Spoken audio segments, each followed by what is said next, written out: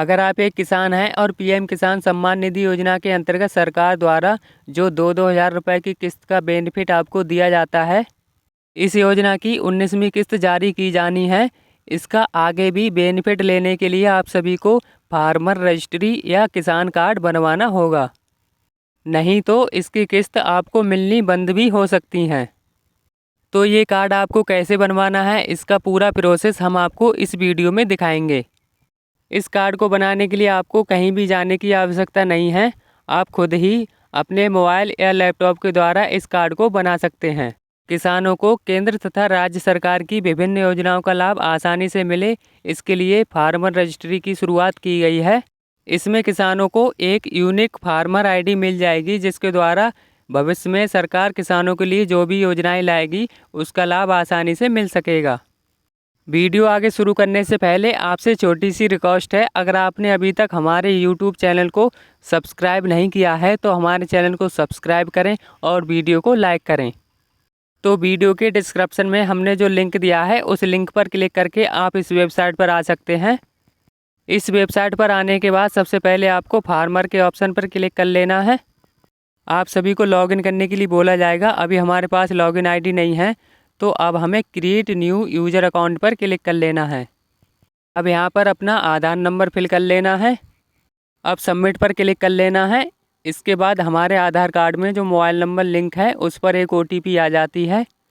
उस OTP को यहाँ फिल करके वेरीफाई पर क्लिक कर लेना है। तो यहाँ पर आप देखोगे कि हमारे आधार कार्ड में जो भी डिटेल है वो ऑटोमेटिकली फैच होकर आ चुकी है। अब यहाँ पर आपको अपना मोबाइल नंबर फिल कर लेना है। अब वेरिफिकेशन के ऑप्शन पर क्लिक कर लेना है। इसके बाद हमने यहाँ पर जो मोबाइल नंबर फिल किया है उसे वेरीफाई करने के लिए एक OTP आ जाती है। उस OTP को यहाँ फिल करके वेरीफाई पर क्लिक कर लेना है। अब आपको एक पासवर्ड सेट करना होगा, जिसमें आप अपनी मर्ज़ी का कोई भी पासवर्ड बना सकते हैं। एग्जाम्पल हमने दे रखा है, कुछ इस प्रकार का पासवर्ड आप बना सकते हो। अब कन्फर्म पासवर्ड में उसी पासवर्ड को दोबारा फिल कर लेना है। इसके बाद क्रिएट माई अकाउंट पर क्लिक कर लेना है। तो इस तरह से आप देखोगे कि हमारा लॉगिन अकाउंट क्रिएट हो चुका है। अब ओके पर क्लिक कर लेना है। अब आपको यहाँ पर फार्मर्स के ऑप्शन पर क्लिक करके यूज़र नेम में अपना मोबाइल नंबर और पासवर्ड जो अभी आपने बनाया है उसे फिल कर लेना है। ये जो कैप्चा कोड आपको दिखाया जाएगा जैसा है दर्ज करना है। इसके बाद लॉगिन पर क्लिक कर लेना है। यहाँ पर हमें रजिस्टर एज फार्मर्स के ऑप्शन पर क्लिक कर लेना है। इसके बाद हमसे मोबाइल नंबर चेंज करने के लिए पूछा जाएगा। तो अभी हमने जो मोबाइल नंबर रजिस्टर किया है हम वही मोबाइल नंबर रखना चाहते हैं, तो यहाँ पर हम नो पर क्लिक कर लेते हैं।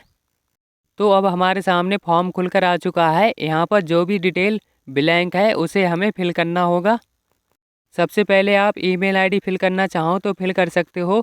ईमेल आईडी फिल करना ज़रूरी नहीं है, आप इसे ब्लैंक भी छोड़ सकते हैं। अगर आप ईमेल आईडी फिल करते हो तब आपको OTP से इसे वेरीफाई भी करना होगा। इसके बाद फार्मर नेम हिंदी में सही ट्रांसलेट नहीं होता है, तब आप इसे एडिट करके सही करके लिख सकते हैं।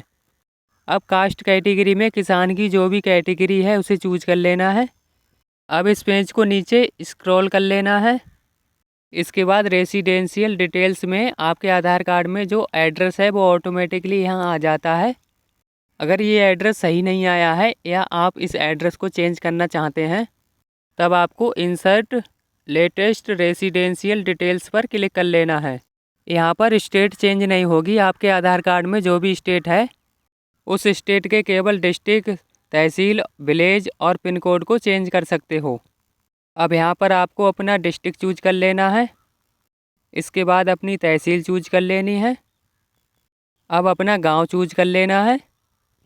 इसके बाद एड्रेस इन इंग्लिश और एड्रेस इन लोकल लैंग्वेज में एड्रेस नहीं आता है या गलत एड्रेस आता है तब यहाँ पर भी आपको सही एड्रेस फिल कर लेना है।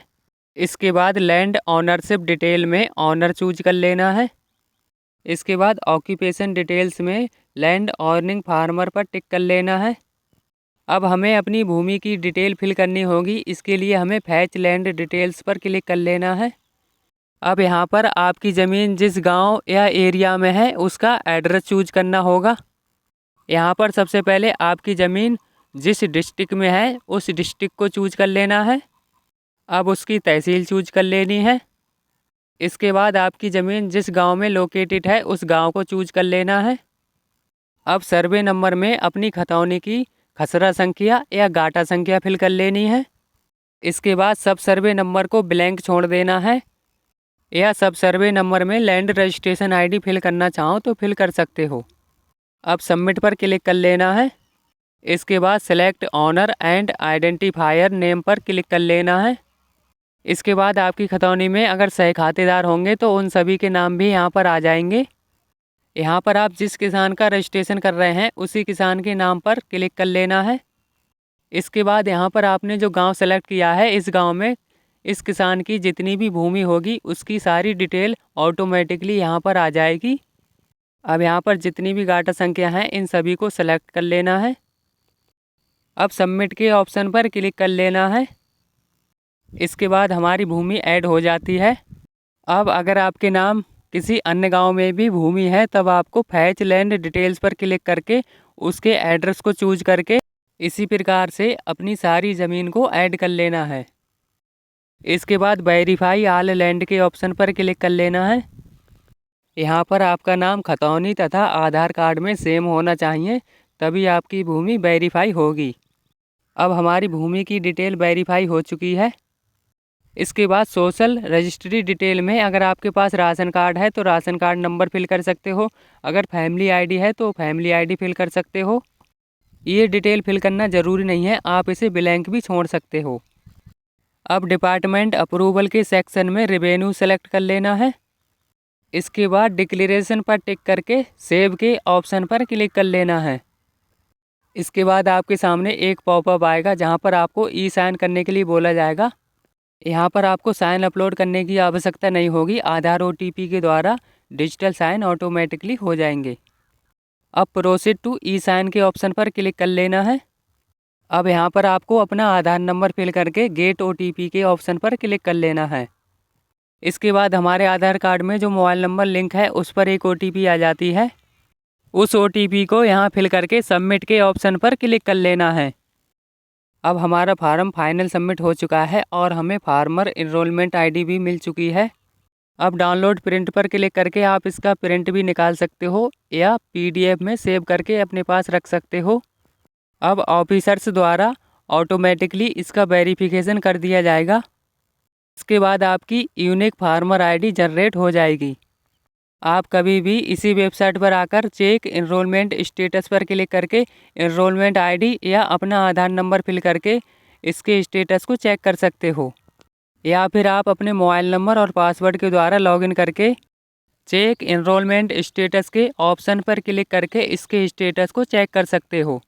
जब हमारी फार्मर आईडी जनरेट हो जाएगी तब यहीं से हम इसे डाउनलोड कर सकते हैं। इस प्रकार हम बहुत ही आसानी से अपनी फार्मर आईडी बना सकते हैं।